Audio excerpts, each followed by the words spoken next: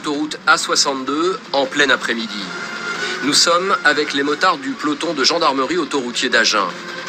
À plus de 160 km/h, ils pourchassent cette voiture grise.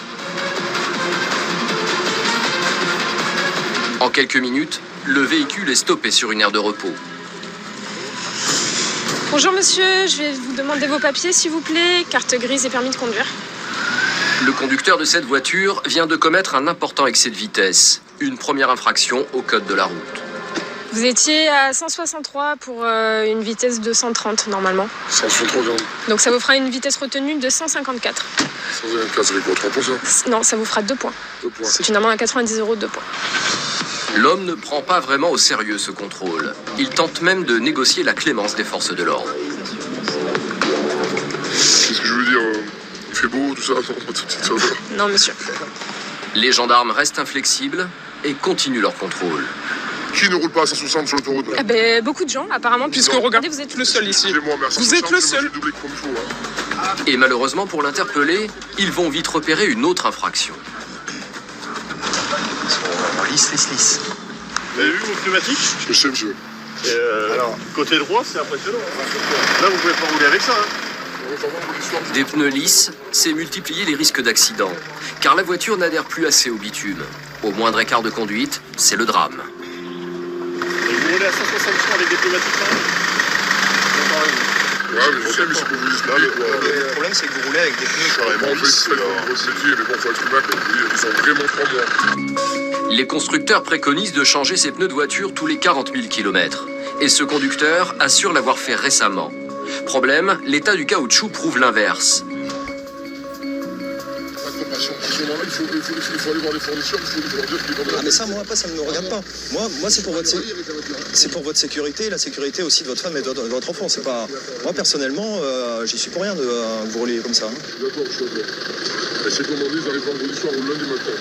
Mais là, il est trop tard, il fallait pas rouler avec ça. L'homme commence à perdre son sang-froid. Pourtant, il ne s'attend pas du tout à ce qui va lui arriver. Ici, avec les 2 pneus lisses, on va être obligé d'immobiliser le véhicule. Donc il ne peut pas rouler comme ça, c'est impossible. Il sera verbalisé pour les 2 pneus lisses également. C'est 2 amendes, plus l'immobilisation, plus l'amende pour la vitesse. Il faut maintenant lui annoncer. Parce que là monsieur, vous allez être immobilisé. Vous repartirez pas là. Pardon? Eh oui. Alors, arrêtez un peu, oh, madame, quand même, bon sang. Arrêtez, j'ai rendez-vous à la banque. Hein. Alors, c'est bon, là, j'ai jamais dans la voiture. Arrêtez un peu comme hier. Bon. On peut pas vous laisser Partir avec les pneus comme ça.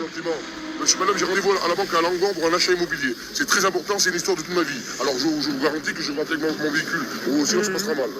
Bien sûr. Cercueil de mémoire. Je vais me battre avec eux, ça va mal aller. Qu'est-ce qu'ils ont aujourd'hui, là? En fait, les pneus, c'est extrêmement dangereux. En fait, ça aurait été voilà. Je veux bien. Mais là, franchement, vous avez vu l'état des pneus?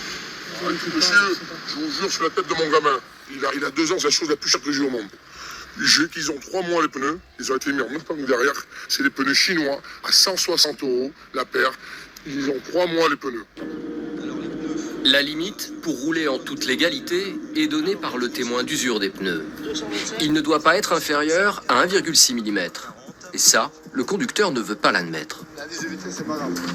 Là, je vous explique, pour les pneus, je peux pas vous laisser partir comme ça. C'est pas que je ne veux pas vous embêter. Écoutez-moi, ça ne m'arrange pas. Je ne veux pas. Moi, ça ne veut pas. Je ne peux pas vous laisser partir comme ça. Moi, c'est mon métier. Là, vous me suivez, je m'en vais. C'est ma responsabilité. Là, vous derrière. Je vous ai contrôlé. Écoutez-moi. Écoutez-moi. Oui. Vous êtes sous ma responsabilité. Je contrôle là. Je ne peux pas vous laisser repartir donc comme vous ça. allez mettre l'amende, vous allez me bloquer la voiture, tout ça parce que j'ai deux pneus lisses. Écoutez-moi. Vas-y. Qu'est-ce qu'on peut faire? Les gendarmes veulent à tout prix calmer la situation. Un interpellé trop agressif peut vite faire dégénérer un contrôle. Alors, le gendarme Daniel tente d'être conciliant. Ce qu'on peut faire, j'appelle un dépanneur qui va venir ramener 2 pneus, il vous change les pneus. Ouais, ça vous pouvez repartir. C'est comme ça, moi je peux pas. C'est ce que vous avez faire, franchement. Franchement, fais mon travail. Est-ce que j'ai l'air de quelqu'un, est-ce que j'ai l'air de kamikaze là, ou est-ce que j'ai l'air de quelqu'un qui trafique? Donc cette solution, soit j'immobilise le véhicule, je verbalise pour les 2, soit je vous verbalise pour un peu. M'assassiner. Aujourd'hui, vous êtes décidé à m'assassiner. Laissez-moi parler, je fais mon travail. Si vous faites votre travail. Attendez, monsieur, faites votre travail. Tuez-moi, allez, vous voulez quoi? Vous voulez me tuer, quoi? Non. L'homme devient de plus en plus menaçant. Malgré la présence de sa femme et de son enfant de 2 ans, 22 ans, il continue d'insulter les forces de l'ordre. Moi, j'ai fait quelque chose. La police, elle ne rentrera plus jamais dans mon estime de ma vie parce que j'ai des amis qui étaient policiers, c'était des hommes, maintenant c'est devenu des guignols. D'accord. Parce qu'il n'y a pas beaucoup d'hommes. Faites attention. De toute façon, je ne pourrais pas avoir plus parce que tout est en règle après. Vous ne pouvez pas mettre plus que ce que vous allez me faire. Hein. Faites-moi plus, allez-y, faites-moi plus. Je ne ferai pas plus. Je ne ferai pas plus, je ferai rien de plus. Je fais mon travail, c'est mais maximum, arrêtez un peu. Malgré les suppliques de sa femme, l'homme ne compte pas redescendre en pression. Avant d'être policier, vous savez ce que c'est la vie?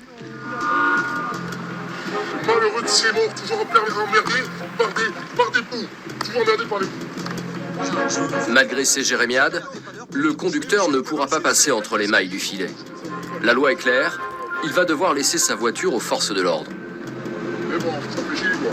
Il vaut mieux prendre une voiture volée, une bonne BM volée, et puis quand ça sonne derrière, péter un rapport, et puis on l'a eu fait dans notre jeunesse. Hein. Maintenant on s'est rangé, mais bon, je crois qu'il vaut mieux continuer, je crois. Après, c'est des personnes qui ne veulent pas entendre, qui ne veulent pas